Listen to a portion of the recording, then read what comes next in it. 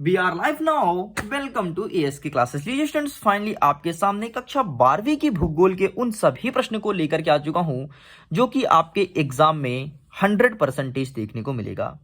देखिए, इस बात का दावा भी मैं करता हूं और इस बात की गारंटी भी मैं लेता हूं कि जिस क्वेश्चंस को मैं टिक करा दूं, उसको पढ़ के चले गए तो डेफिनेटली अपने एग्जाम में बहुत अच्छे मार्क्स गेन करने वाले हो। स्टूडेंट्स, मैं कंफर्म कर देता हूं, जो आप भूगोल का पेपर देने जा रहे हो, जिस भूगोल सब्जेक्ट को मेरे से पढ़ने जा रहे हो, 100% आपके एग्जाम में वही क्वेश्चन आएगा जो मैं टिक कराऊंगा। इसके साथ ही भूगोल मेरा सबसे ज्यादा पसंदीदा विषय है। इसका मतलब यह है कि जो नॉलेज आपको दूंगा ना, वो नॉलेज में डेप्थ रहेगा, गहराई तक घुस घुस के एक एक चीज अच्छे से समझाने वाला हूं। तो चलिए फटाफट हम क्वेश्चन बैंक ओपन कर लेते हैं और देख लेते हैं हमारा ब्लूप्रिंट क्या है। हमारे एग्जाम में 70 नंबर का पेपर रहने वाला है। समय रहेगा 3 घंटे। देख लीजिए, आपके स्कूल से 2 किताबें आपको मिली होगी। पहला है मानव भूगोल के मूल सिद्धांत और दूसरा है हम या फिर भारत, लोग और अर्थव्यवस्था। तो यहां से टोटल आपके एग्जाम में 70 नंबर का पूछा जाएगा। ऐसा कह सकते हैं कि 35 नंबर ऊपर और 35 नंबर नीचे। मतलब अगर एक किताब को अच्छे से प्रिपेयर करोगे तो 35 नंबर यहां से आएगा और 35 नंबर यहां से आएगा। ये बात मैं सीधे तौर पर और मोटा माटी कर रहा हूं, ठीक है। मैं नंबर काउंट करके नहीं बोल रहा हूं। अपन को ऐसे सोचना है कि एक किताब अच्छे से रेडी कर लिए तो 35 नंबर फिक्स और दूसरा रेडी कर लिए तो 35 नंबर फिक्स। तो सबसे पहले भारत भूगोल के मूल सिद्धांत यहां से कवर करेंगे। अकॉर्डिंग टू ब्लूप्रिंट एक एक चीज पढ़ने वाले हैं। जिस क्वेश्चन को टिक करा दूं, अच्छे से प्रिपरेशन कर लेना, बहुत अच्छे नंबर आएंगे। देखो, इकाई एक कह रहा है कि मानव भूगोल प्रकृति एवं विषय क्षेत्र। यहां से टोटल 4 नंबर का आएगा। 1 नंबर के 2 प्रश्न, 2 नंबर के 1 प्रश्न, मतलब छोटे वाले प्रश्न को रेडी करने हैं। तो चलिए फटाफट ओपन कर लेते हैं हम अपने चैप्टर। ये लिखा हमारे चैप्टर का नाम।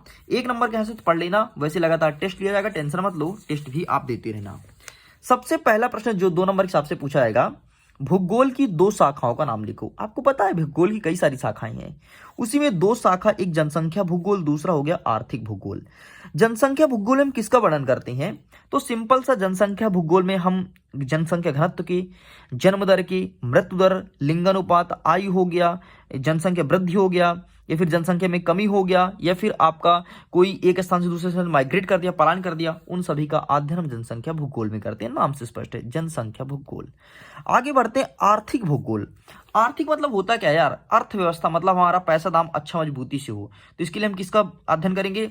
आपके भूगोल के उत्पादन का, किस चीज का उत्पादन हो रहा है, कितना बिक्री हो रहा है, ठीक है। उत्पादन, आपका विपणन हो गया, विनिमय हो गया, ठीक है।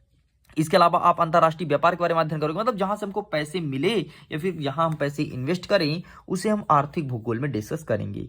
तो इसे अच्छे से प्रिपेयर कर लेना। बाकी मैं समझा ही दिया हूं, उम्मीद करता हूं आपका एग्जाम अच्छा जाएगा। आगे देख लेते हैं, मानव के प्राकृतिकरण से क्या अभिप्राय है? आपके एग्जाम में नहीं आएगा, मत पढ़ो। नेक्स्ट, प्रकृति का मानवीकरण से क्या तात्पर्य होता है? तो देखो, प्रकृति का मानवीकरण का मतलब होता है प्रकृति की जितनी भी क्रियाकलापें हैं मनुष्य से जोड़ करके देखना, इसी को हम प्रकृति का मानवीकरण कहेंगे। जैसे कहीं पर समतल मैदानी है, कहीं पर आपकी चारागाह वगैरह है, कहीं पर उद्यान है आदि, ये हमारे प्रकृति के मानवीकरण है। मतलब प्रकृति की वे चीजें जो मनुष्य को सीधे तौर पर प्रोवाइड करा रही है, उसे प्रकृति का मानवीकरण कहेंगे, जिसे प्रकृति से जोड़ करके हम देखते हैं। ये चीज आपको पढ़ के जाना है। आगे देख लेते हैं नेक्स्ट क्वेश्चन, नव निश्चयवाद क्या है? ये आपकी परीक्षा में पूछा सकता है, तो इसे भी अच्छे से प्रिपेयर कर लेना, ठीक है।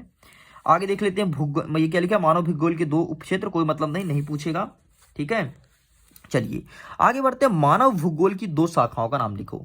जैसे कि मैंने आपसे पहले ही क्वेश्चन बोला था कि भारत में भूगोल की शाखाएं कौन कौन सी हैं, तो यहां पर आपने शाखा बताई जनसंख्या और आर्थिक भूगोल। अब यहां पर आपको मतलब एक क्वेश्चन को फोकस कर दिया कि मानव भूगोल की 2 शाखा बताओ, तो पहला सामाजिक भूगोल, दूसरा नगरीय भूगोल। सामाजिक भूगोल हम किसका अध्ययन करेंगे? तो समाज के संस्कृति हो गया, कल्चर हो गया, इसका अध्ययन करेंगे। समाज का इतिहास क्या है, इसके बारे में अध्ययन करेंगे। उसका चिकित्सकीय क्या, मतलब किस प्रकार से उपचार वगैरह होता है, इसका अध्ययन करते हैं हम सामाजिक भूगोल में। यहीं पर आगे बढ़ते हैं, बात करते हैं नगरीय भूगोल। नगरीय भूगोल मतलब हमारे नगर में किस प्रकार से वृद्धि हो रहा है, विकास हो रहा है, किस प्रकार से हमारा नगर हमारे आंखों देखते चेंज हो रहा है, इसको डिस्कस करते हैं नगरीय भूगोल में। तो मानव भूगोल की 2 शाखा है, सामाजिक और नगरीय भूगोल, ठीक है। ये आपको लिखना है।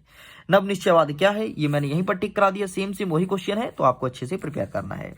तो इस प्रकार से स्टूडेंट्स 2 नंबर के इतने ही प्रश्न बनने हैं आपके इस चैप्टर से।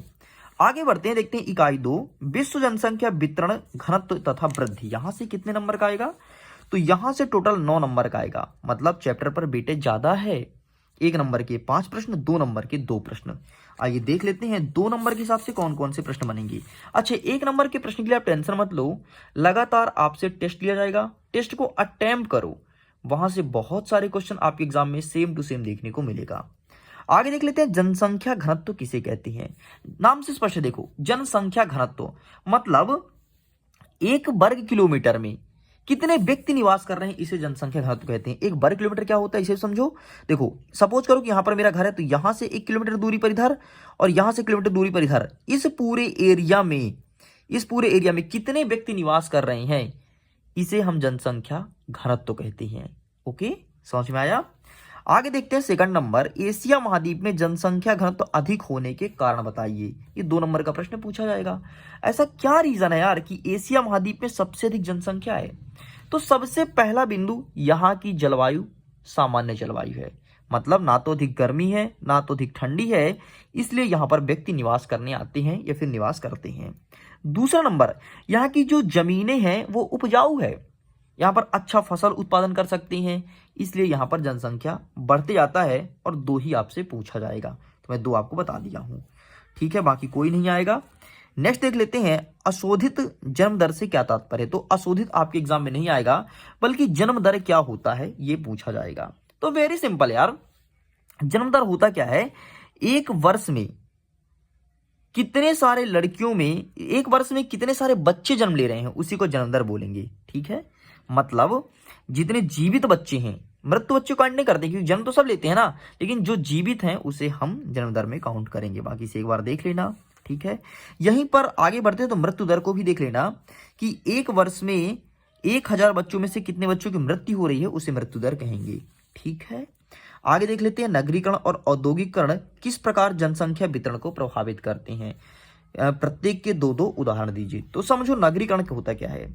सपोज करो कि मैं कोई शहर में रहता हूं और मेरे शहर का नाम भोपाल है, ठीक है। अब शहर भोपाल है, मतलब शहर में नगरीकरण है, नगर को बढ़ावा दे रहे हैं, यहाँ पर अच्छी अच्छी दुकानें हैं, अस्पताल है और पढ़ाई के लिए वेल एजुकेटेड कोचिंग सेंटर, अच्छे अच्छे कॉलेज हैं। ठीक है, तो नगरीकरण मतलब जहां पर नगर को बढ़ावा देना। अगर जहां नगर रहेगा वहीं व्यक्ति जाकर के निवास करना पसंद करता है। सपोज करो कि आप कोई गांव से हो, तो गांव में अच्छी सुविधाएं आपको नहीं मिल पाएगी, आपको जो चीज खाना है, जिस प्रकार के कपड़े पहने वो अवेलेबल नहीं है, इसलिए आप नगर की ओर माइग्रेट करोगे, वहां रहना पसंद करोगे, इसे कहते हैं नगरीकरण। यहीं पर मैं औद्योगिकरण की बात करूं तो जहां पर इंडस्ट्रियल एरिया है, सपोज करो यहाँ पर उद्योग है, बहुत सारे उद्योग है, तो लोग काम के तलाश में एक स्थान से उठ करके उस औद्योगिक एरिया के पास आएंगे, वहां पर रहेंगे, वहां पर रूम रेंट भी हाई हो जाएगा धीरे धीरे, क्योंकि बहुत सारे व्यक्ति रहेंगे ना कमरा लेने वाले।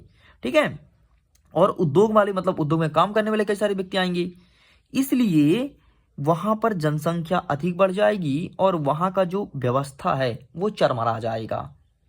तो जनसंख्या वितरण पर क्या प्रभाव पड़ता है, तो यही प्रभाव पड़ता है कि जहां पर नगरीकरण और औद्योगिकरण होती है वहां पर जनसंख्या ऑटोमेटिक ग्रोथ करने लगती है। जनसंख्या ऐसा नहीं कि ऑटोमेटिक ग्रोथ करने लगती है मतलब जब बच्चे ज्यादा पैदा लेते हैं, ऐसा कुछ नहीं। लोग बाहर से माइग्रेट करके आते हैं, गांव से माइग्रेट करके आते हैं और पलायन करते हैं, वहां पर रहते हैं, काम वगैरह करते हैं और जो पैसे अर्न करते हैं वो अपने घर की खर्चाएं चलाते हैं, मतलब घर पे पैसे भेजते हैं। ठीक है, तो ये आपको लिखना था। आगे देख लेते हैं, नदी घाटियों तथा मैदानों की जनसंख्या अधिक होने के 3 कारण लिखिए। ऐसा क्या रीजन है यार कि नदी घाटी और मैदान में ज्यादातर लोग रहते हैं। सिंपल सा, मैदान पे रहने का सबसे अच्छा रीजन यही है कि लोग बाग मैदान में रहेंगे और वहीं पर अपने खाने योग्य मतलब जो खाते हैं उस कृषि का उत्पादन कर लेंगे, इसलिए वहां पर जनसंख्या अधिक रहेगी। अच्छा, नदी के पास क्यों रहेगी, क्योंकि नदी घाटी मतलब नदी का जो तट रहेगा ना वो उपजाऊ होता है। और बागर और खादर का नाम सुने होगे ना, पुरानी जड़ों को बादर, नई जड़ों को खादर कहते हैं, तो ये ज्यादा उपजाऊ होता है। यहाँ पर आदमी आसानी से पानी पा जाएगा क्योंकि नदी में पानी बह ही रहा है, और बगल में जो जमीन है वहां पर खेती कर लेगा मतलब खाने के लिए। और व्यक्ति को चाहिए क्या, खाना और पानी पीना, कपड़े वगैरह पहनना, है ना, यही चाहिए ना। लेकिन मूलतः तो खाना है, कपड़े आपको कितने भी दे दें लेकिन खाना दे के आप जीवित रहोगे नहीं ना। और यदि कपड़े नहीं दे रहे हैं, खाना दे रहे हैं, तो डेफिनेटली जीवित रह सकते हो। इसलिए व्यक्ति मैदान के पास नदी घाटियों में रहना ज्यादा पसंद करता है। इसीलिए हमारे भारत देश में उत्तर प्रदेश की जनसंख्या सबसे अधिक है। मैं उम्मीद करता हूं समझ में आया होगा, क्योंकि वहां पर गंगा नदी है ना। आगे देख लेते हैं नेक्स्ट, जनसंख्या परिवर्तन के 2 कारण लिखिए। ऐसे क्या रीजन है यार कि जिससे जनसंख्या परिवर्तन हो रहा है? तो सबसे पहला जन्म दर, जितना बच्चे जन्म लेंगे जनसंख्या उतनी ज्यादा बढ़ेगी ना, तो जनसंख्या दर तो चेंज हो रहा है। यहीं पर मैं मृत्यु दर की बात करूं तो जब बच्चे मरना स्टार्ट कर देंगे, कोई बीमारी हो गई, जैसे कोविड में कितने लोग मरे हैं यार, तो जब कोई बीमारी हो गया तो मृत्यु होने लगी, तो मृत्यु दर में कमी आएगी, सॉरी मृत्यु दर बढ़ेगी, तो जनसंख्या हमारा परिवर्तन होगा। आगे देखते हैं थर्ड पॉइंट, प्रवास। प्रवास का मतलब होता क्या है?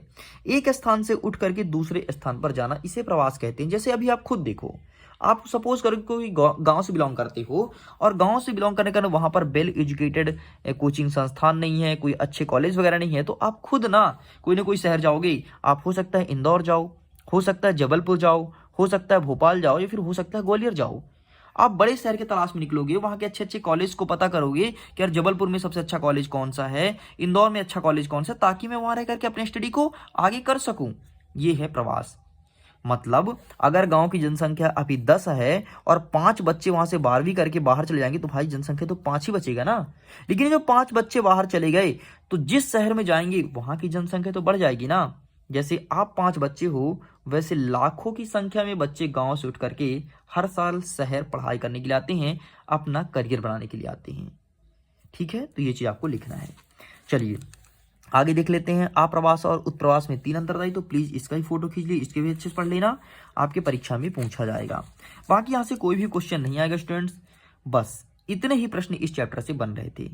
अब एक नेक्स्ट पार्ट में कवर करेंगे अध्याय 4 मानव विकास। जल्द ही मिलेंगे सेकंड पार्ट की वीडियो में। वीडियो पसंद आए तो वीडियो को लाइक कीजिए, अपने मित्रों के साथ शेयर कीजिए, और अगर एएसके क्लासेस में पहली बार चैनल को सब्सक्राइब कर लो। डेफिनेटली आपको वही कंटेंट दूंगा जो आपके परीक्षा में देखने को मिलेगा। वीडियो को एंड करता हूं, आपके एग्जाम के लिए ऑल द बेस्ट। जल्द ही मिलते हैं सेकंड पार्ट के साथ।